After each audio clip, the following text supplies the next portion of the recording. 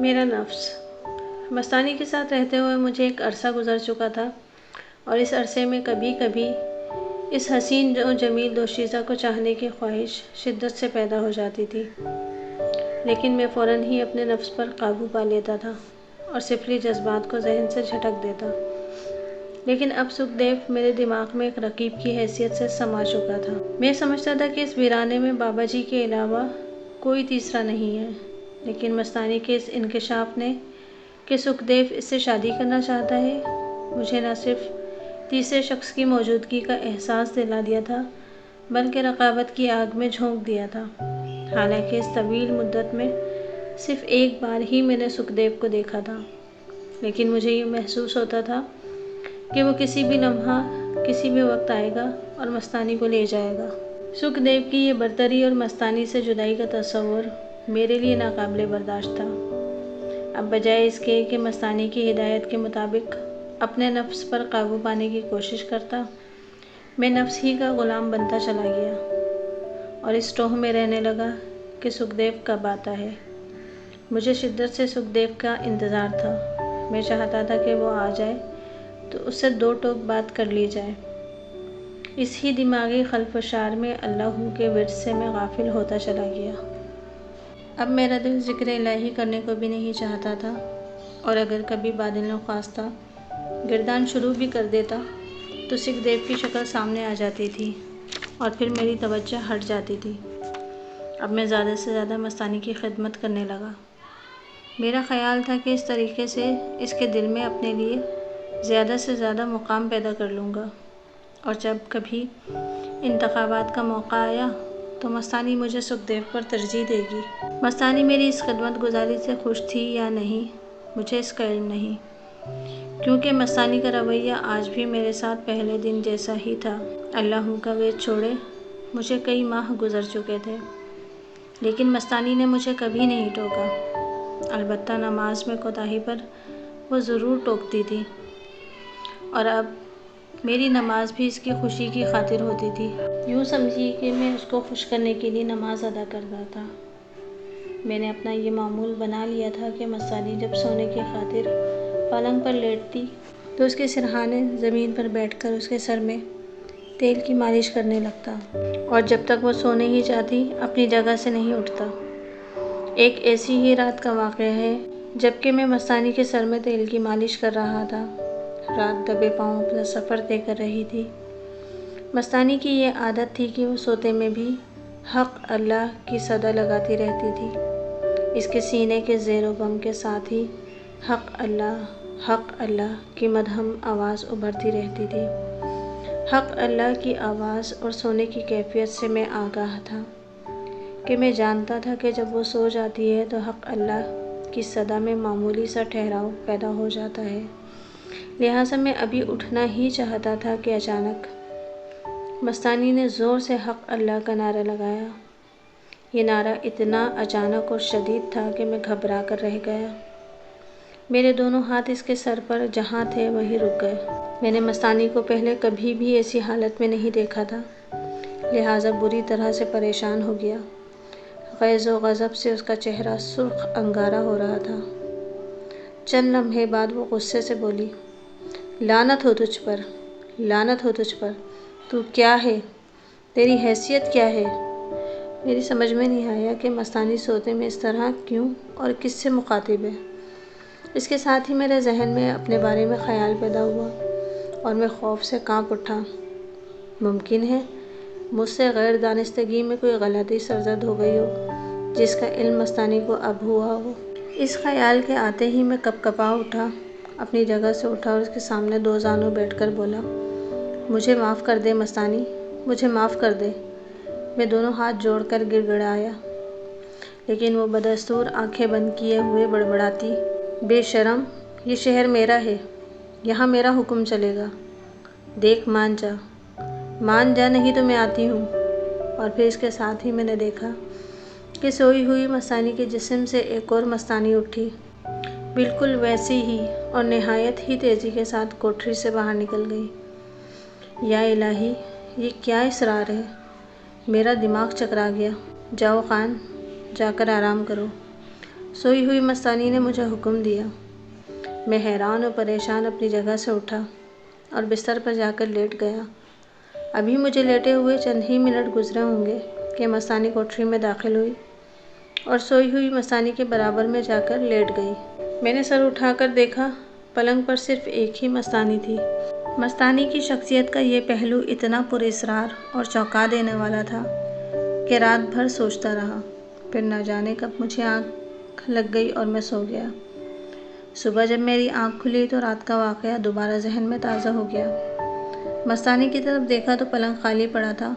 मैं अपनी जगह से उठा और दोनों हाथों से आंखें मलता हुआ कोठरी के दरवाजे पर आ गया। मैंने देखा मस्तानी तालाब के किनारे एक पत्थर पर बैठी अपने बाल सुखा रही थी। मैं तेज़ी से उसकी तरफ बढ़ा और करीब ही एक दूसरे पत्थर पर बैठ गया। ये पत्थर बिल्कुल ही लबे तालाब था। मैंने तालाब के पानी से हाथ धोए और चुल्लू में पानी लेकर मुँह पर छपका मारा। इसके साथ ही मुझे गुलाब की महक महसूस हुई। मैंने मस्तानी की तरफ देखा। उसके बाल, जिनमें अक्सर मिट्टी पड़ी नज़र आती थी, सुबह की धूप में सियाह रेशम की मानंद चमक रहे थे और जब मस्तानी इनका पानी हाथ से छिड़कती थी तो उनमें से पानी के कतरों के साथ साथ गुलाब की महक भी आती थी। मैं इसके बालों को गौर से देखने लगा। क्या बात है, क्या देख रहा है? मस्तानी ने मुझसे पूछा। मैंने बात बनाई, आज तुम शहर नहीं गई?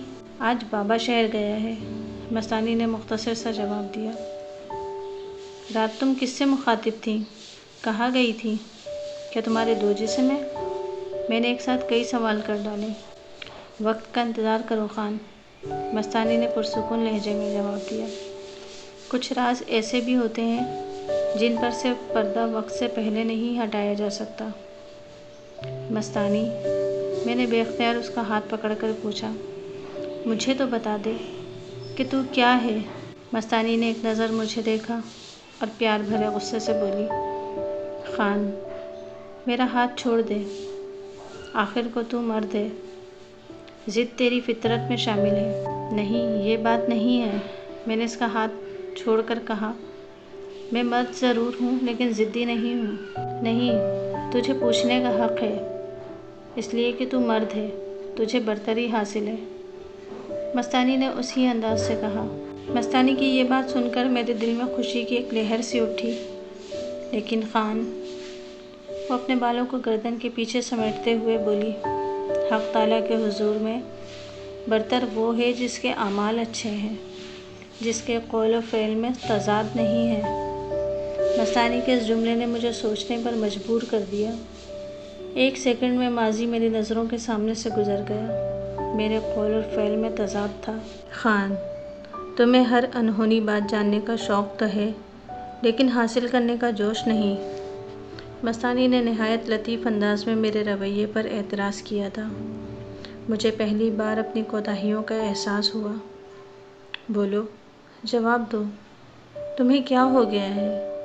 उसने नहायत नरम लहजे में पूछा। मैं खामोशी से गर्दन झुकाए बैठा रहा।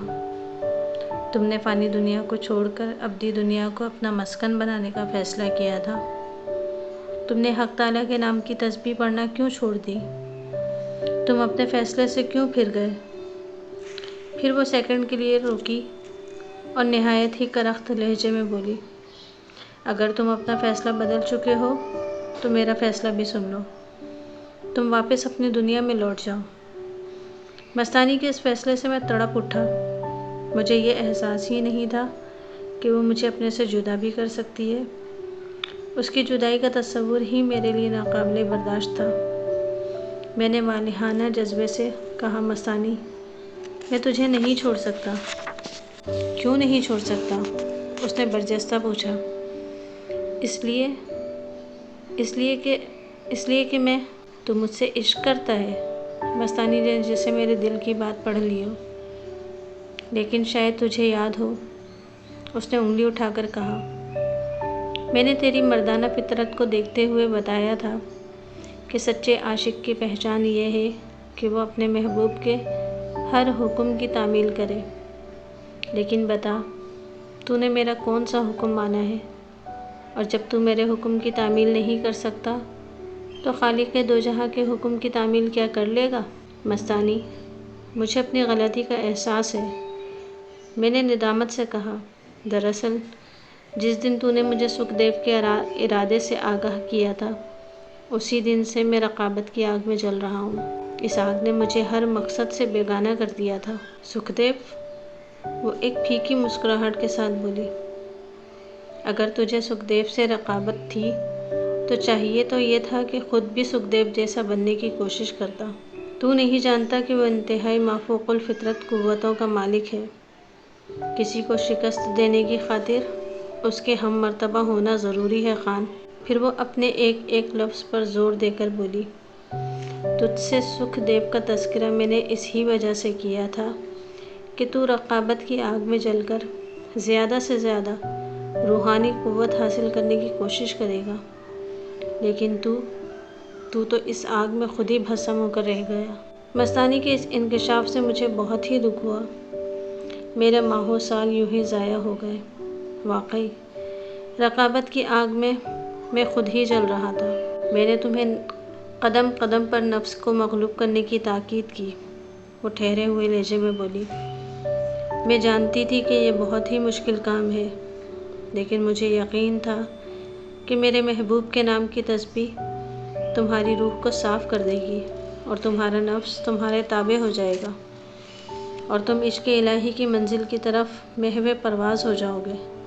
لیکن تم تو اپنے ہی نفس کے غلام بن کر رہ گئے ہو۔ غصے سے بولی، نفس نے تمہیں اپنا غلام بنا لیا ہے اور ایسے نفس پرست لوگوں کے لیے میرے آستانے میں کوئی جگہ نہیں ہے۔ اتنا کہہ کر اس نے نہایت بے رخی سے منہ پھیر لیا اور جانے کی خاطر کوٹری کی طرف قدم بڑھایا۔ مجھے محسوس ہوا کہ میری دنیا لٹ چکی ہے، میں تنہا رہ گیا ہوں، اور اس سے پہلے کہ مستانی دوسرا قدم اٹھاتی، میں نے اپنا سر اس کے قدموں میں رکھ دیا۔ میرا سر اس کے قدموں میں تھا، میں نے ہاتھوں سے اس کے پاؤں پکڑ رکھے تھے اور میں رو رو کر کہہ رہا تھا، مستانی مجھے معاف کر دے، خدا کے لیے معاف کر دے، میں اپنی کوتاہیوں اور غلطیوں کی معافی چاہتا ہوں۔ اٹھو خان۔ مستانی نے مجھے دونوں بازوؤں سے پکڑ کر اٹھایا۔ معافی کا حق صرف حق تعالیٰ کو ہے، تمہیں اپنی کوتاہیوں کا احساس ہے، میرے لیے یہی کافی ہے۔ میں اٹھ کر دوبارہ پتھر پر بیٹھ گیا، میری آنکھیں آنسوؤں سے تر تھیں۔